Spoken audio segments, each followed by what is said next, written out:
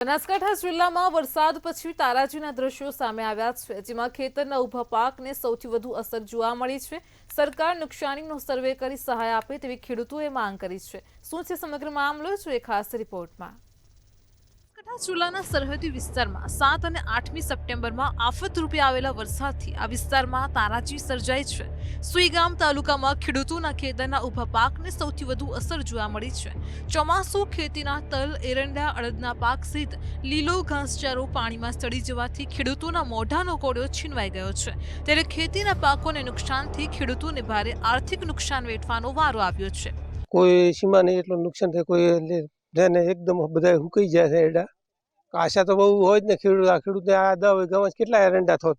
આ બધી વાતના ઘરના વ્યવહારો બધા સાચવા છે। ઘરની અંદર ઘર વખરીની અંદર બધું પાણી આવી ગયું, માલિકા બહાર તણાઈ જાય એવું પડ્યું છે। માલિકા આવી ગયું ઘરની અને આ છે 7-8 તારીખે વરસાદ પડેલો, આજે 17 તારીખ થઈ છે તો આજે ખેતરની અંદર હાવ ઉપરમાં ઉપર 3 ફૂટ પાણી છે, નીચે જઈએ તો 4-5 ફૂટ પાણી ભરેલું છે। અમારા ખેતરની અંદર મગફળી, જુવાર, એરંડા, તલ અને અડદ આ અમે ખેતી કરી હતી 15 થી 20 વીઘાની અંદર।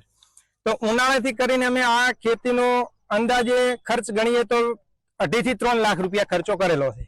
તો અમારી સરકાર પાસે એવી માંગણી છે, હજી સુધી કોઈ સર્વે વાળો આવ્યો નથી અને અમને આ જે ખર્ચો કર્યો વળતર અમને આપે એવી સરકાર પાસે અમારી માંગણી છે।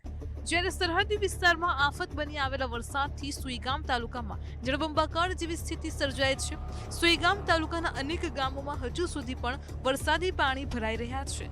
ખેતરોમાં વરસાદી પાણી ભરાઈ જતા સંપૂર્ણ પાક પાણીમાં ગરકાવ થયો છે, જેના કારણે ખેડૂતને ભારે આર્થિક નુકસાન થયું હોવાનું સામે આવ્યું છે। ત્યારે સરકાર નુકસાનીનો સર્વે કરીને સહાય આપે તેવી ખેડૂતોની માંગ છે। બ્યુરો રિપોર્ટ, મંતવ્ય ન્યૂઝ।